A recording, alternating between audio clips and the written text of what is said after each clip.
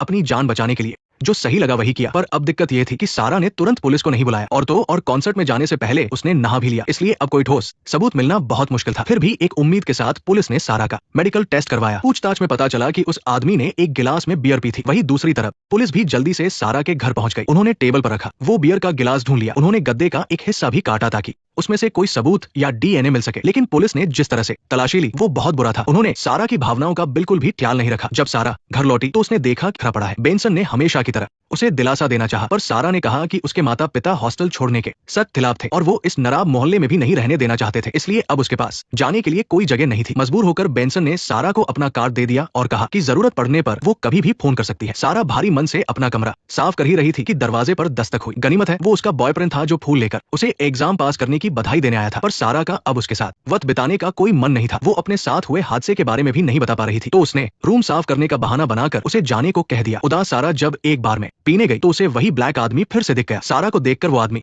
बिल्कुल नहीं डरा, बल्कि उसने सारा को देखकर बहुत ही घमंड के साथ सिर हिलाया। सारा अंदर ही अंदर बहुत डर गई और घबराहट में उसने अपनी बोतल गिरा दी। उसने किसी तरह खुद को संभाला और फोन निकालकर बेंसन को मैसेज किया। पुलिस तुरंत वहां पहुंच गई। अच्छी बात यह थी कि वो आदमी ज्यादा दूर नहीं गया था। सारा के पहचानने के बाद निक और बेंसन तुरंत गाड़ी से उतरे और पूछताछ करने गए, लेकिन वो आदमी डर के मारे वहां से भागने लगा। पुलिस ने उसका पीछा किया और आखिरकार जैसे ही वो अपने घर में घुसने लगा पुलिस ने उसे दबोच लिया। गिरफ्तारी के बाद पुलिस ने सारा से उसे दोबारा पहचानने को कहा। ये पक्का हो गया कि ये वही आदमी था जिसने कल दोपहर सारा पर हमला किया था। निक को उसके पास से वो हथियार भी मिल गया। अगली सुबह वकील ने उसे कोर्ट में पेश किया। पता चला कि उस आदमी का नाम माइकल है और वो अभी 20 साल का ही है। वो बेरोजगार है और ड्रग्स भी बेचता है। लेकिन कोर्ट में सुनवाई के दौरान माइकल की मां ने एक ब्लैक वकील बयार को काम पर रख लिया। वो वकीलों के बीच झूठ को सच बनाने के लिए मशहूर था। यहाँ तक कि जज भी उससे थोड़ा घबराते थे। सबसे अहम बात यह थी कि बयार हमेशा ब्लैक ड्रग डीलरों का ही केस लड़ता था। वो कोर्ट में कानून की किसी भी कमजोरी का फायदा न उठा पाए, इसलिए पुलिस ने फिर से सारा को बुलाया और सारी बातें मिलाई। उन्होंने देखा कि उनके खिलाफ कई बातें जा रही थी। एक तो सीसीटीवी में सारा और माइकल के बीच कोई